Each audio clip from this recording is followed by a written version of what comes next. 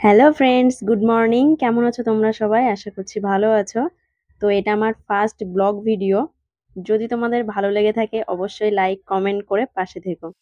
কি জানো তো বন্ধুরা, তুমি কতটা কষ্টে আছো সেটা কেউ দেখতে আসবে না, কিন্তু তুমি প্রাণ খুলে হেসে দেখো, সেই হাসিতে হিংসা করার মতো মানুষের অভাব হবে না। নিজেকে ভালো রাখার দায়িত্ব নিজেকেই নিতে হয়, কারণ খারাপ থাকলে কেউ ভালো রাখতে আসবে না। হ্যাঁ, কেউ কেউ হয়তো তোমার সাথ দেবে, আবার কেউ কেউ হয়তো পেছনে হাসবে।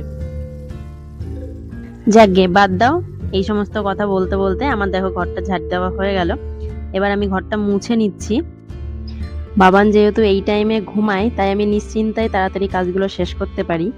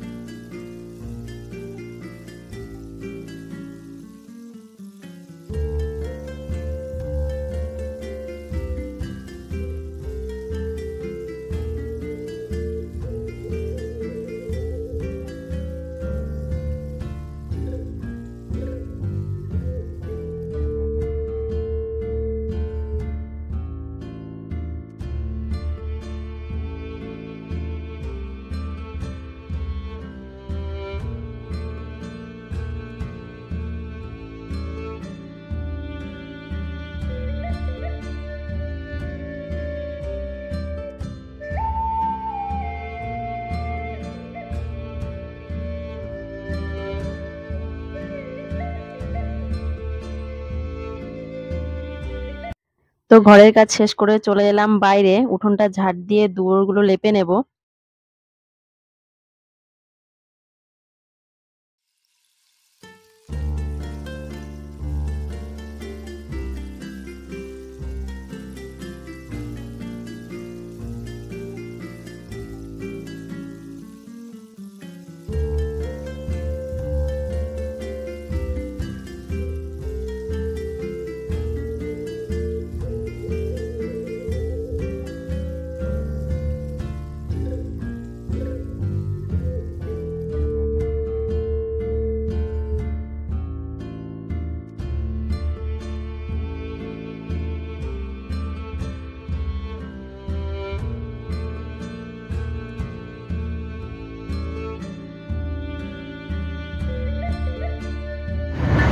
তো স্নান করে চলে এলাম ঘরে, এবার একটু রূপচর্চা করে নেব।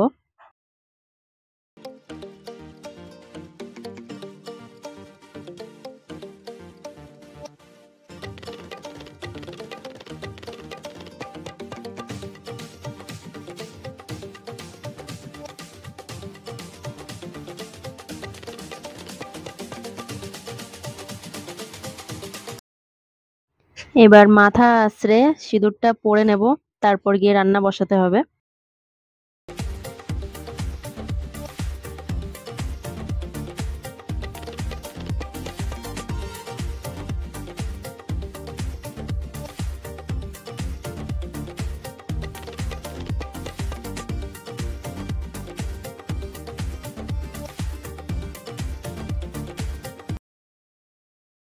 যেহেতু অনেকটাই বেলা হয়ে গেছে, তাই সবটা তোমাদেরকে দেখাতে পারলাম না।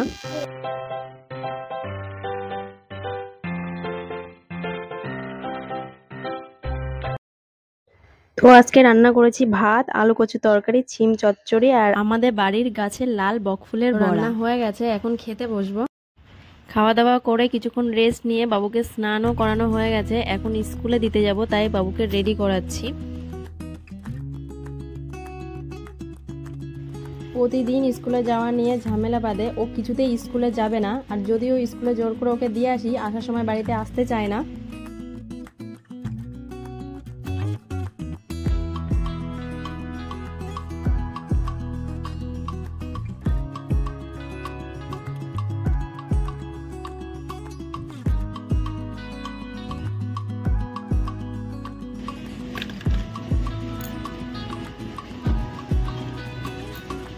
চলো স্কুলে চলো।